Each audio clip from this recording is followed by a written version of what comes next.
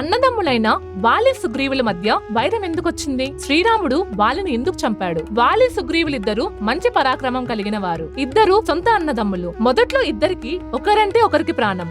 కానీ తర్వాత ఇద్దరికి వైరం పెరిగింది. ఒకరిని ఒకరు చంపుకునేదాకా వెళ్లారు. కిష్కింద రాజ్యానికి వాలి రాజు. అతని తమ్ముడు సుగ్రీవుడు అన్న చెప్పిన మాటను శిరసా పాటించేవాడు. అయితే ఒకసారి మాయావి అనే అతను వాలితో యుద్ధానికి దిగుతాడు. తర్వాత ఒక గుహలోకి పారిపోతాడు. అయితే వాలి అతన్ని వదలకుండా గుహలోకి వెళ్లేందుకు సిద్ధమవుతాడు. సుగ్రీవుడు అన్న వెంటనే పరుగు పెట్టాడు. తమ్ముడు, నువ్వు గుహ బయటనే ఉండు, నేను ఆ మాయావిని చంపి బయటికి వస్తానని లోపలికి వెళ్తాడు. అయితే ఇక్కడ ఒక సంఘటన జరిగింది. వాలి గుహలోకి వెళ్ళినప్పుడు సుగ్రీవుడు వాలి బయటకు రాకుండా గుహకు పెద్ద బండ అడ్డంగా వేస్తాడు. తర్వాత సుగ్రీవుడు రాజుగా పట్టాభిషేకం చేయించుకుంటాడు. తర్వాత వాలి గుహల నుంచి బయటికి వస్తాడు. తనను సుగ్రీవుడు మోసం చేశాడని అతన్ని చంపాలనుకుంటాడు. కానీ సుగ్రీవుడు మాత్రం తన అన్నను మోసం చేయాలని ఏనాడు అనుకోలేదు.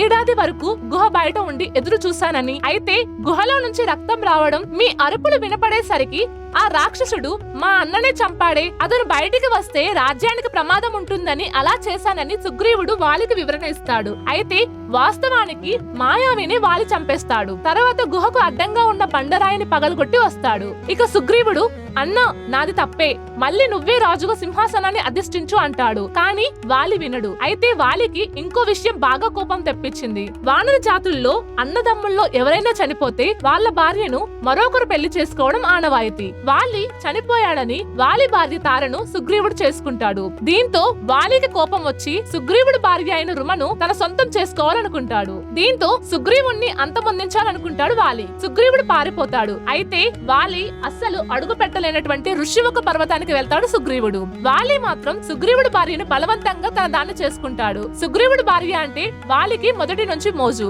అందుకే సుగ్రీవుణ్ణి చంపాలని ఎప్పటి నుంచో అనుకునేవాడు. ఇక కారణం దొరకడంతో అతన్ని వదిలిపెట్టకూడదనుకున్నాడు. అలా పారిపోయిన సుగ్రీవుడికి రాముడు ఎదురవుతాడు. రాముడికి సుగ్రీవుడు అంతా చెబుతాడు. తన అన్నను చంపి తనను తన భార్యను రక్షించమని ప్రాధేయపడతాడు. మీ అన్నను యుద్ధానికి పిలుచు, నేను చూసుకుంటా అంటాడు. దీంతో వాలిని సుగ్రీవుడు యుద్ధానికి పిలుస్తాడు. వారిద్దరి మధ్య యుద్ధం జరుగుతూ ఉంటుంది. చివరికి సుగ్రీవుడు నిస్సహాయుడిగా మారుతాడు. శ్రీరాముడు కోసం అటు ఇటు చూస్తాడు. వాలి సుగ్రీవులిద్దరూ ఒకే రూపంలో ఉంటారు. అయితే సుగ్రీవుడి మెడలో దండ ఉంటుంది. రాముడు చెట్టు చాటున ఉండి వాలిపైకి బాణం విసురుతాడు. తర్వాత కొన ఊపిరితో ఉన్న వాలి రాముడిని నిందిస్తాడు. నీకు ఇది తగునా అని ప్రశ్నిస్తాడు. నువ్వు అంత యోధుడివై ఉండి ఎందుకు ఇలా నన్ను దొంగ దెబ్బ తీస్తావని అడుగుతాడు వాలి. కానీ రాముడు వాలి అడిగిన ప్రతి ప్రశ్నకు సమాధానం చెబుతాడు. నువ్వు అధర్మం పాటించడం వల్లే నిన్ను ఇలా చంపాల్సి వచ్చిందని చెబుతాడు శ్రీరాముడు. నువ్వు నిజాయితీగా ఉంటే నేను కూడా నిజాయితీగానే యుద్ధం చేశామని చెబుతాడు శ్రీరాముడు.